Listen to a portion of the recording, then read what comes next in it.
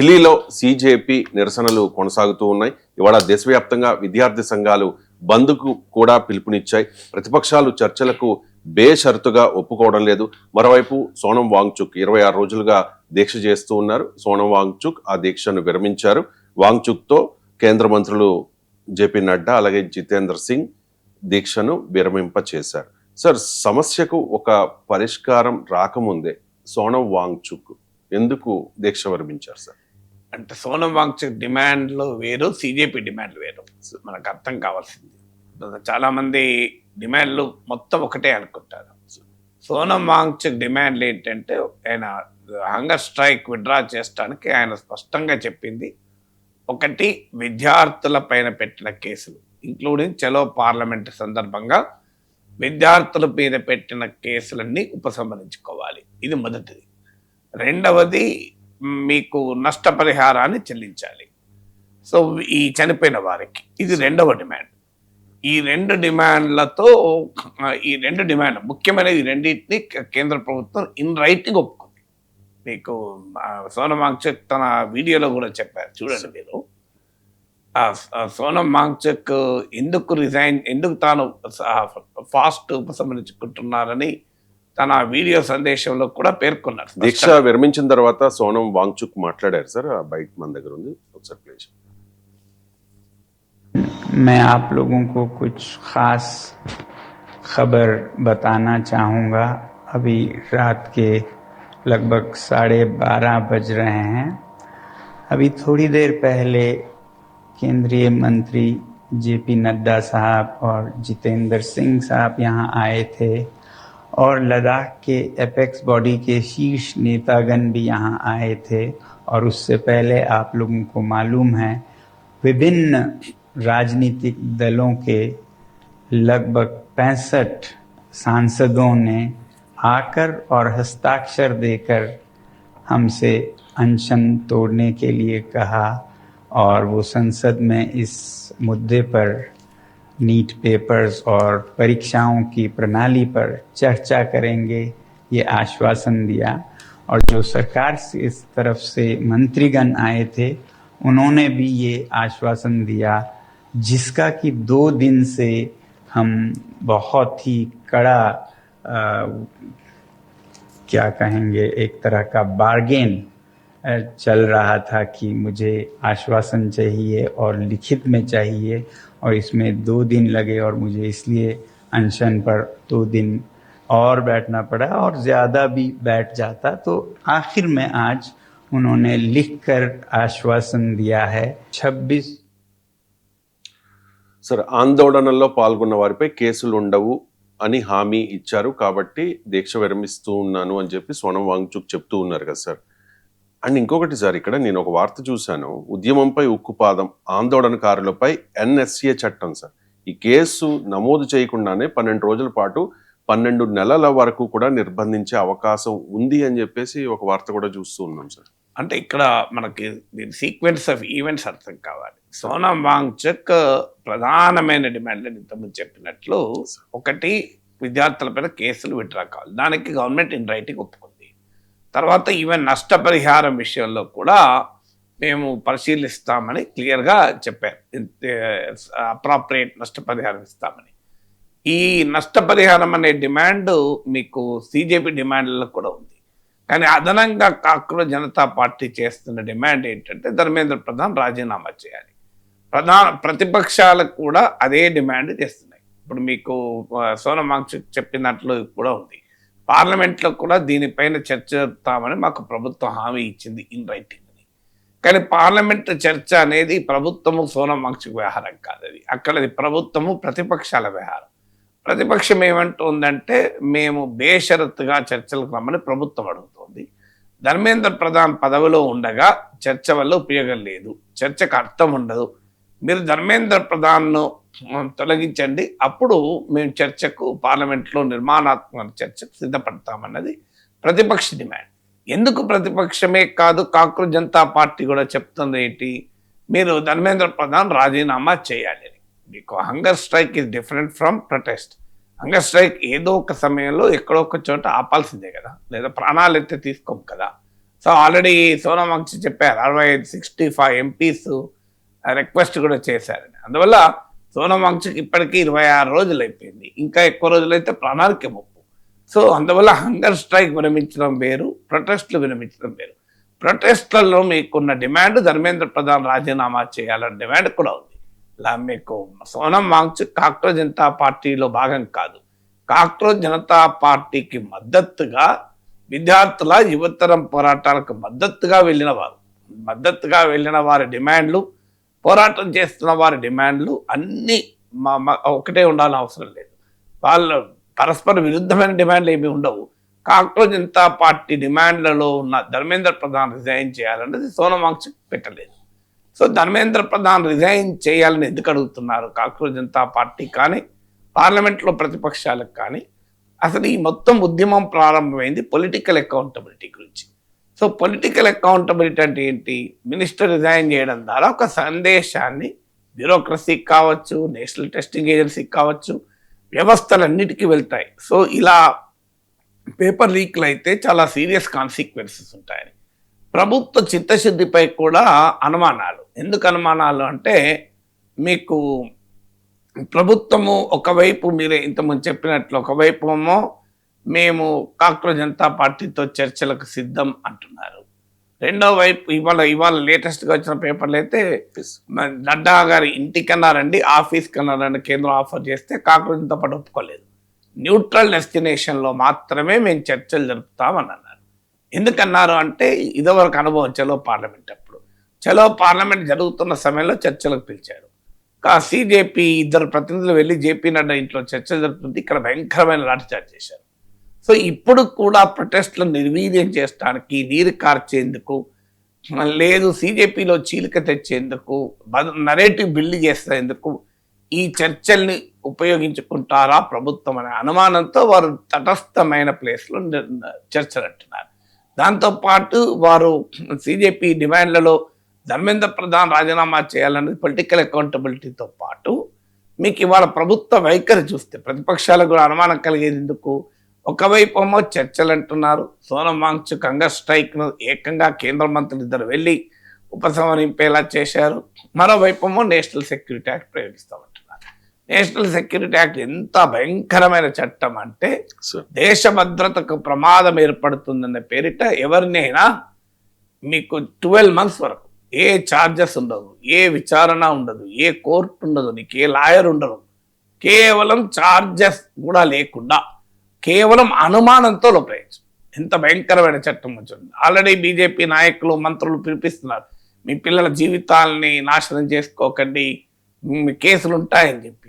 అంటే ఒకవైపు ఏమో సోనమాంగ్ లిఖితపూర్వకంగా విద్యార్థులపైన కేసులు ఉండవు పెట్టమని చెప్పి, చలో పార్లమెంట్ అప్పుడు పెట్టిన కేసులు కూడా ఉండవు అని చెప్పి క్లియర్గా సోనమాంగ్ చదివి వినిపించారు కూడా. ద గవర్నమెంట్ ఈజ్ పాజిటివ్ అని కూడా అన్నారు. అని ఇప్పుడు మరోవైపు ఏమో నేషనల్ సెక్యూరిటీ యాక్ట్ పెడతామంటున్నారు. సోనమాంగ్ విషయంలోనే ప్రభుత్వం ఇంత పరస్పర విరుద్ధమైన వైఖరిలో ప్రదర్శిస్తే ఇక ప్రతిపక్షాల విషయంలో, యూత్ ప్రొటెస్ట్ల విషయంలో ఉండదా అనేది క్వశ్చన్. సోనమాంగ్ రిటర్న్గా ఇచ్చి, 2 మంత్రులపై రిటర్న్గా ఇచ్చి మళ్ళీ వెంటనే మీరు నేషనల్ సెక్యూరిటీ యాక్ట్ పెడతామంటున్నారు. కేసులు ఉండవని చెప్పడం ఏంటి, నేషనల్ సెక్యూరిటీ యాక్ట్ ప్రయోగిస్తామనడం ఏంటి? అంటే మీరు చిత్తశుద్ధితో ఈ ప్రక్రియ జరపడం లేదంటానికి ఇదొక క్లాసిక్ ఉదాహరణ. ఇప్పుడు సోనమాంగ్ ఉపసంహరించుకున్నాక ప్రధానమంత్రి నరేంద్ర మోడీ కూడా రియాక్ట్ అయ్యారు. 1 నెలన్నర తర్వాత రియాక్ట్ అయ్యారు. నిన్న రాత్రి మిడ్నైట్. చూడండి, ఆశ్చర్యంగా ఉంటుంది. 1.5 months తర్వాత ప్రైమ్ మినిస్టర్ రియాక్ట్ అయ్యి ఇలా కేబినెట్ మీటింగ్ ఉంటుంది, మేము దాంట్లో చర్చిస్తాం, పేపర్లకు వ్యతిరేకంగా చట్టం తెస్తామన్నారు. కానీ ఇప్పటివరకు అయితే విద్యామంత్రిని తొలగిస్తామని ఒప్పుకోలేదు, కానీ ఎడ్యుకేషన్ సెక్రటరీని తొలగించారు. మీకు ఇంట్రెస్టింగ్ ఏంటంటే, మరి ప్రైమ్ మినిస్టర్ కూడా చూడండి వీడియో ఉంది సార్. हूं कि पेपर लीक ये कोई मामूली विषय नहीं है. लाखों विद्यार्थी पेपर लीक घटना से अब तक पिछले 2.5 महीनों में अनेक विध कदम उठाए गए. गुनहगारों को पकड़ा गया है, वे जेल में पड़े हैं। हमारा सबसे महत्वपूर्ण जिम्मा था कि विद्यार्थियों का एक वर्ष बर्बाद न हो। तत्काल परीक्षाएं लेना बहुत जरूरी था। सरकार ने अभी पूरी शक्ति का उपयोग करके कम से कम समय में 22 लाख जितने विद्यार्थियों के एग्जाम हो जाए, इसका प्रबंध किया। और अभी 5-6 दिन पहले 19 तारीख को रिजल्ट भी आ गया और देश भर में उत्तीर्ण हो गए विद्यार्थियों की खुशियों की खबरें भी आ रही है। लेकिन हम वहां पर संतोष मानने वाले लोगों में से नहीं है, और इसलिए मैंने आज फास्ट ट्रैक कोर्ट के लिए विभागों को निर्देश दिए थे। आज विभागों ने लगातार मेहनत करके देर रात मुझे मुसद्दा भी दे दिया। फास्ट ट्रैक कोर्ट और कठोर सजा के प्रावधान के साथ का ये मुसद्दा कल कैबिनेट में चर्चा होगी।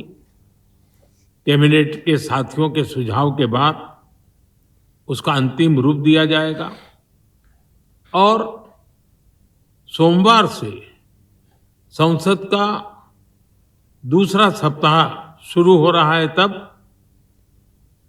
जल्द से जल्द उस बिल को सदन में पारित कराने का प्रयास किया जाएगा। मैं जानता हूं कि రైట్, లీకేజీలపై ఫాస్ట్ ట్రాక్ కోర్టులు ఏర్పాటు చేస్తాం. దానికి సంబంధించి ఇవాళ కేబినెట్ లో చర్చ జరుగుతుంది. వచ్చే వారం పార్లమెంట్ లో బిల్లు ప్రశ్నాపత్రాల లీకేజీ బాధ్యులకు త్వరితంగా కఠినమైన శిక్షలు పడేలా చూస్తాం. యువత భవిష్యత్తు కన్నా ముఖ్యమైన అంశం ప్రభుత్వానికి మరొకటి లేదు. ఇది సార్ మోదీ ఫాస్ట్ ట్రాక్ కోర్టులు ఆల్రెడీ ప్రకటించారు. కేబినెట్ లో చర్చించేది చట్టం గురించి.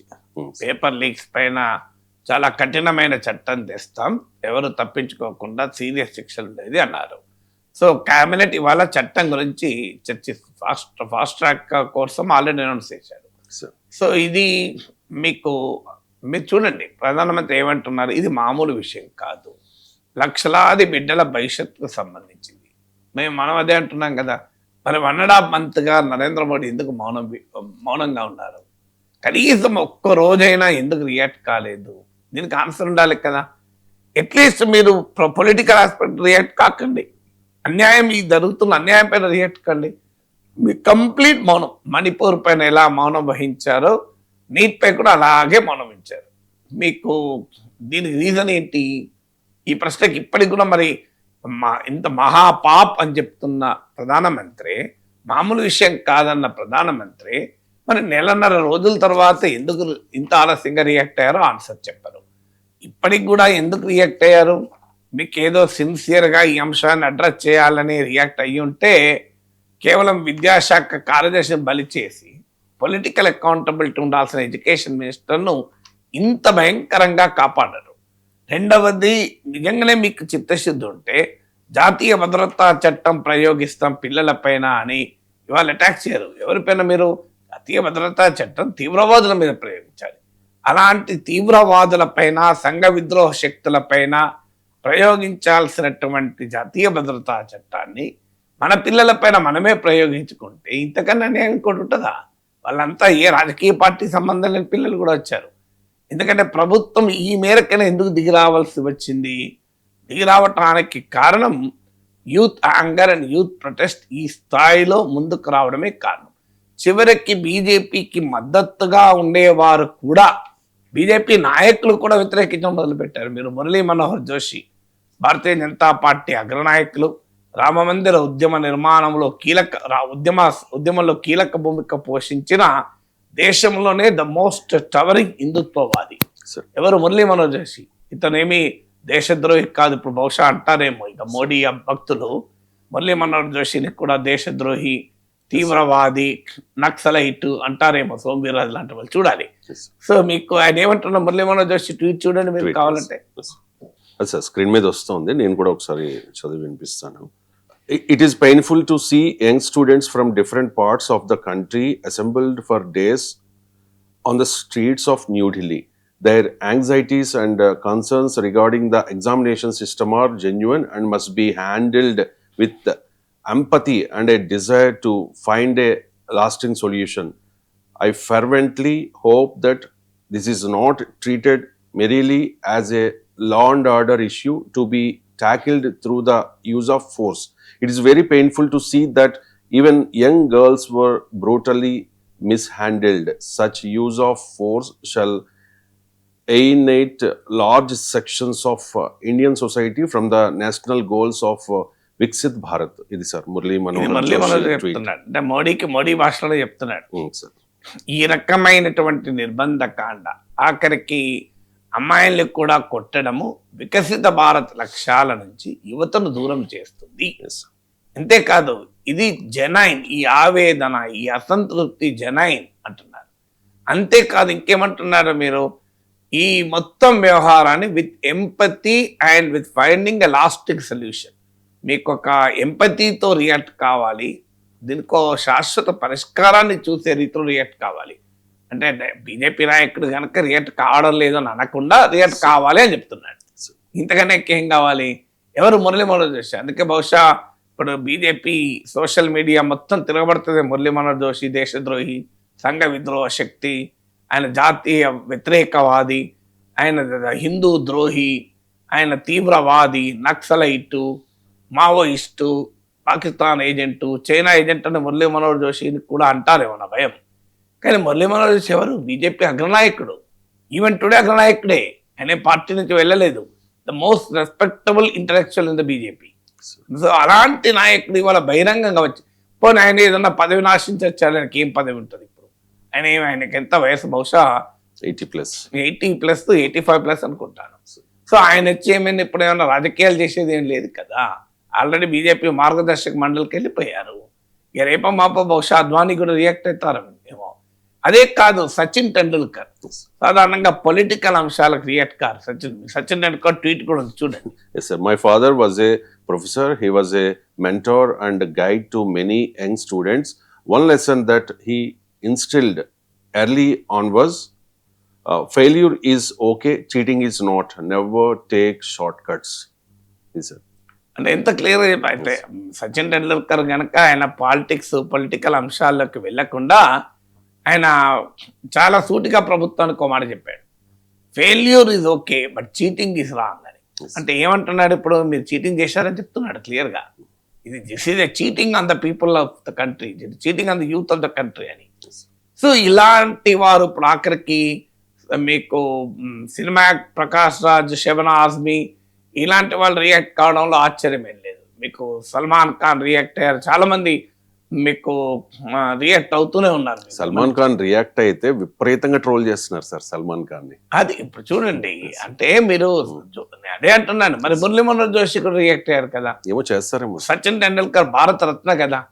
సచిన్ టెండూల్కర్ అయితే ఈ దేశంలో ఉన్న యూత్ కి ఐకాన్ కదా. సచిన్ టెండూల్కర్ మించిన ఐకాన్ ఎవరున్నారు మనకు దేశంలో స్పోర్ట్స్ లో? సో మీరు ఆయన సల్మాన్ ఖాన్ కనుక మీరు ట్రోల్ చేస్తారు, మరి సచిన్ టెండూల్కర్ కదా, సచిన్ ఖాన్ కాదు కదా, మురళీ మనోహర్ జోషి కదా, మరి ట్రోల్ చేస్తారా? సో అందువల్ల ఈ ధోరణి ప్రశ్నించే ప్రతి ఒక్కరిని అర్బన్ నక్సలైట్ అని, దేశద్రోహి అని, హిందూ ద్రోహి అని, నక్సలైట్ అని, తీవ్రవాది అని, ఇలా కల్చర్ బీజేపీకి నాయకత్వం నుంచే స్టార్ట్ అయింది కనుక ఇక కింద ఉన్నారా? సో ఇప్పటికైనా అర్థం చేసుకోండి, ఇది భారతీయ జనతా పార్టీకి చాలా మంది బీజేపీ నాయకుల ఆవేదన ఏంటంటే ఇది మా పార్టీని దెబ్బతీస్తోంది, మా నాయకత్వానికి అర్థం కావడం లేదు అని.